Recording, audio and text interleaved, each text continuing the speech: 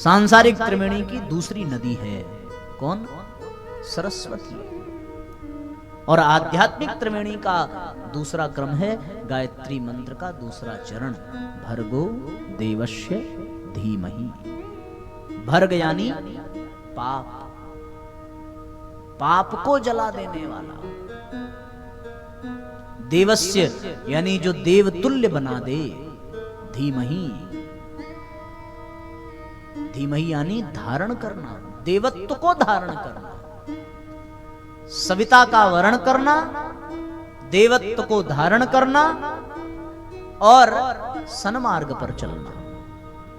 तो जो गायत्री मंत्र का दूसरा चरण है ये सरस्वती का प्रतीक है। सरस्वती यानी ज्ञान, ज्ञान से ही पाप को मिटाया जा सकता है, बिना ज्ञान के पाप को नहीं मिटाया जा सकता।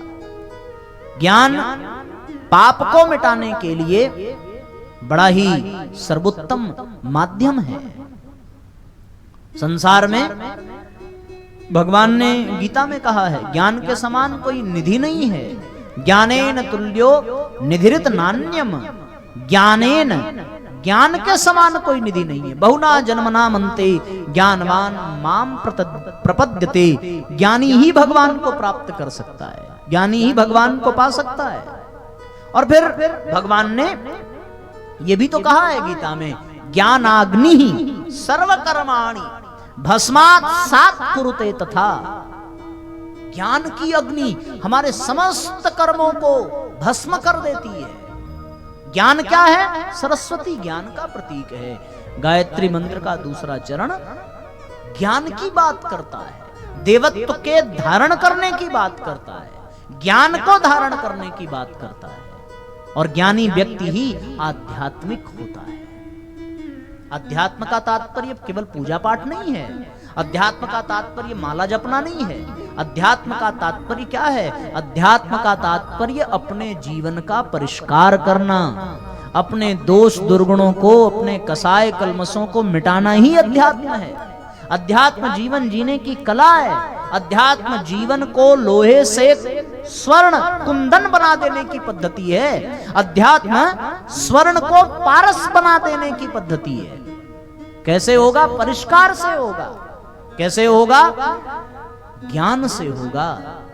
ज्ञानाग्नि, ज्ञान की अग्नि सर्वकर्माणि भस्मासात् कुरुते तथा, समस्त कर्मों को भस्म कर देती है, यानी पाप कर्मों को भर्ग नष्ट कर देती है, जला देती है।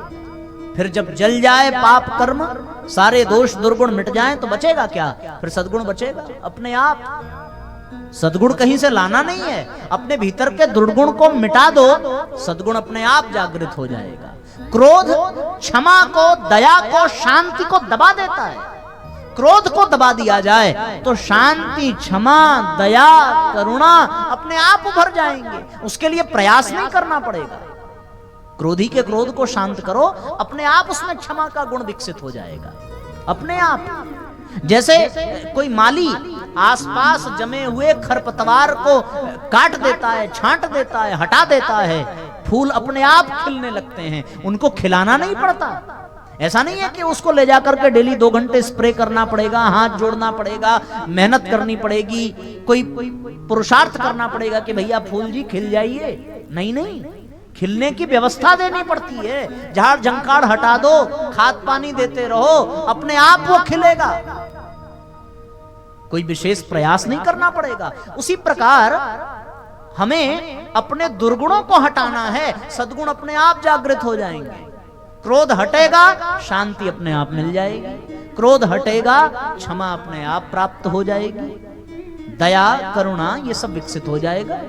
इसको प्राप्त करने के लिए कोई अतिरिक्त प्रयास नहीं करना पड़ेगा। उसी प्रकार पाप कर्म मिटेंगे, भर्ग यानी जला देना, नष्ट कर देना, तो अपने आप फिर देवस्य यानी देवत्व जागृत हो जाएगा। स्वतः जागृत होने वाली चीज है ये, क्योंकि हमारे भीतर विद्यमान ही वही है। दैवीय गुणों से हमारा जीवन भरा हुआ है। उस दैवीय गुणों से भरे हुए जीवन में देवत्व को धारण करना पड़ेगा, और देवत्व को धारण करने की प्रक्रिया ही आध्यात्मिकता है। दूसरा चरण आध्यात्मिकता है। ये आध्यात्मिक त्रिवेणी का दूसरा चरण है। ये त्रिपदा गायत्री का दूसरा चरण है। ये भर्गो देवस्य धीमहि का अर्थ है। सच्ची आध्यात्मिकता अपने कषाय कल्मशों को मिटा देना। समुद्र मंथन प्रारंभ हुआ, सब निकला। सबसे पहले क्या निकला? विष निकला। विष निकलने के बाद फिर तो सब रत्न ही निकलने लगे। पहले विष को निकाला गया, विष के नीचे सब दबे हुए थे। विष हटा, उसके बाद एक से बढ़कर एक रत्न निकले। वैसे हमारे भीतर दुर्गुण है, दुर्गुणों ने हमारे भीतर के सद्गुण को छुपा करके रखा है। दुर्गुण हटेगा, सद्गुण स्वतः जागृत हो जाएगा अपने आप। उसको जगाने के लिए कुछ करने की आवश्यकता नहीं पड़ेगी। इसलिए साथियों, जीवन में आध्यात्मिकता को धारण करना ही सरस्वती नदी में स्नान करने जैसा है। ये त्रिपदा गायत्री आध्यात्मिक त्रिवेणी का दूसरा चरण है। तो जो सच में सरस्वती नदी में स्नान नहीं कर पा रहे हैं, जिनको सरस्वती नदी दिखाई नहीं पड़ रही है, उनको कहीं जाने की जरूरत नहीं है। आप जहां हैं वहीं अपने बुरे कर्मों को नष्ट करना प्रारंभ कर दीजिए। ज्ञानाग्नि से, तप से, तो अपने आप वो सरस्वती नदी, वो ज्ञान प्रस्फुटित हो जाएगा, जागृत हो जाएगा और हमारे भीतर वास्तव में आध्यात्मिकता बढ़ने लगेगी। अब कोई कितना भी संगम नहा ले, हर साल नहाता हो, माघ मकर गत रवि जब होई, जब जब माघ का महीना आवे और जब सूर्य मकर राशि में प्रवेश करे, तब तब कुंभ लगता है। हर वर्ष जाकर नहाने वाला व्यक्ति भी यदि आस्तिक न बन सका, भगवान का अनुशासन न मान सका, आध्यात्मिक न बन सका, ज्ञान की अग्नि से अपने कर्म को जला न सका, तो उसका जाना, जाकर के नहाना, नहा करके आना केवल एक नाटक लगेगा, केवल एक लीला होगी। इसके अतिरिक्त और कुछ नहीं है। इसलिए साथियों, ये बहुत आवश्यक है कि हम सांसारिक त्रिवेणी में तो भले स्नान करें, उसके लिए मना ही नहीं है।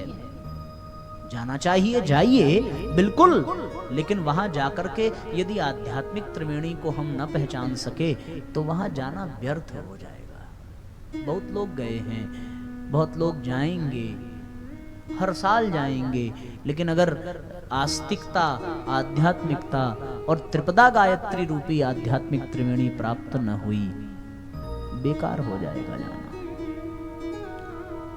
और फिर सांसारिक त्रिवेणी की तीसरी नदी कौन सी है? यमुना। कौन सी नदी है? यमुना। यमुना कर्म का प्रतीक है, कर्म करने की प्रेरणा देती है यमुना। सूर्य तनया है, भगवान सूर्य की पुत्री है यमुना। यम और यमुना, ये दोनों भगवान के पुत्र, सूर्य के पुत्र और पुत्री हैं। वही यमुना कालिंदी है, भगवान कृष्ण की विवाहिता, भगवान कृष्ण की अर्धांगिनी, मां कालिंदी हैं वो यमुना ही हैं। तो यमुना संगम के सांसारिक त्रिवेणी की तीसरी कड़ी है, तीसरी नदी है। उसी प्रकार त्रिपदा गायत्री की आध्यात्मिक त्रिवेणी की तीसरी कड़ी कौन है?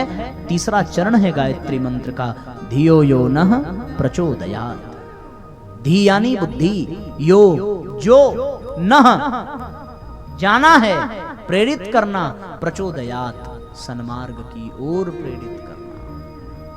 प्रेरित करना, प्रेरित करने का तात्पर्य प्रयास करना, दूसरों को भी प्रेरित करना।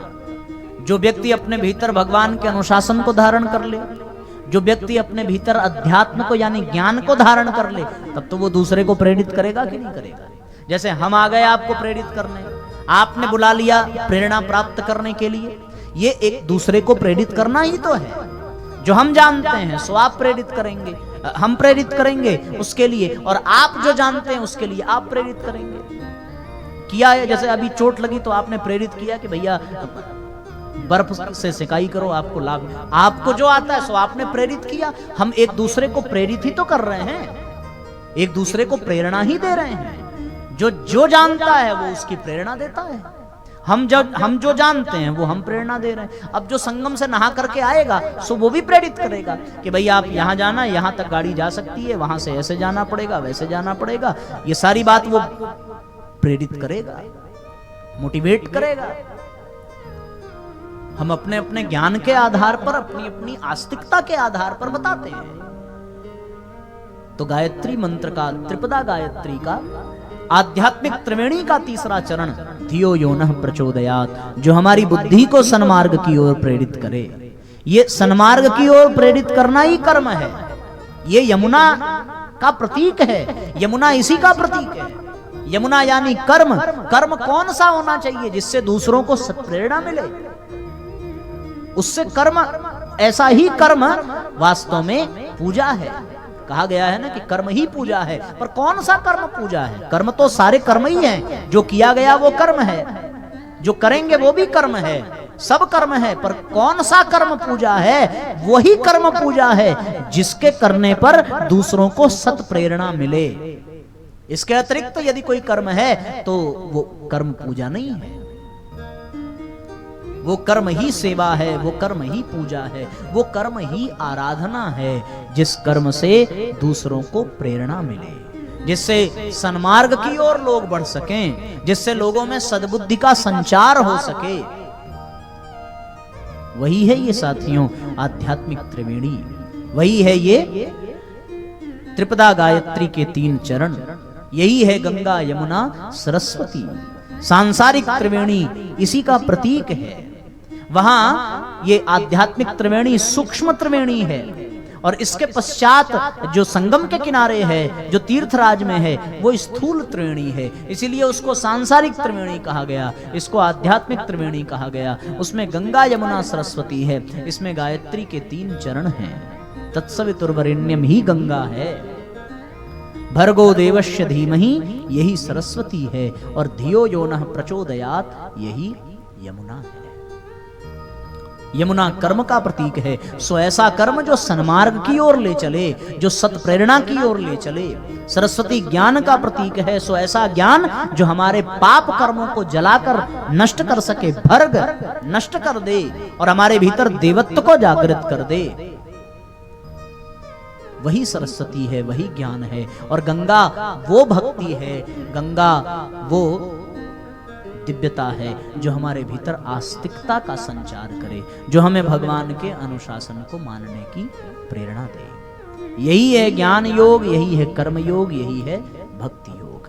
गंगा भक्ति योग है, सरस्वती ज्ञान योग है, और यमुना कर्म योग है।